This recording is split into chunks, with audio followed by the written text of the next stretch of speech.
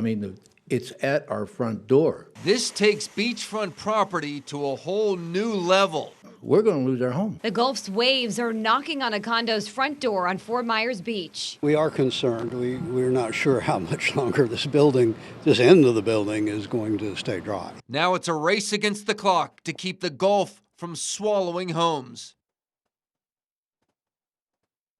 Gulf water just keeps creeping closer and closer to the Leonardo Arms condo building, specifically the south end of Estero Island. The owners say they are running out of time before devastation hits. You're watching NBC2. Thanks for staying up late with us. I'm Kylie Gaylor. And I'm Peter Bush. Earlier this year, a part of the parking lot collapsed here, and just yesterday, some of the seawall went into the Gulf. NBC2's Gage Goulding is digging into the safety of the building and the rush to save it.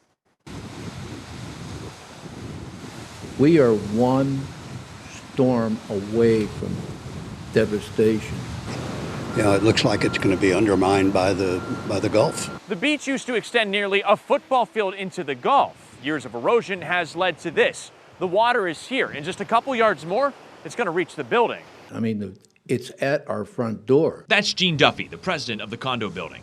He's talking to the engineer of the Fort Myers Beach Renourishment Project at a meeting last week. The $24 million project is for the whole island. That includes other critically eroding areas that could end up like this. The earliest it's going to go to construction is late summer of 2023, and your property is very vulnerable. We can't wait in line. We have to be first. Renourishing the beach means bringing sand from all the way out in the Gulf and bringing it here to the beach. Well, where did all that sand go in the first place? The town's engineer said it went south all the way down to Big Carlos Pass.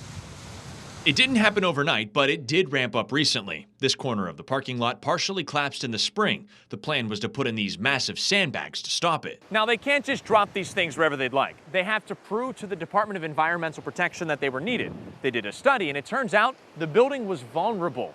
The temporary fix until next year's renourishment project are these. It looks like a project in motion here. Because it is. The sandbags are here until a seawall is built.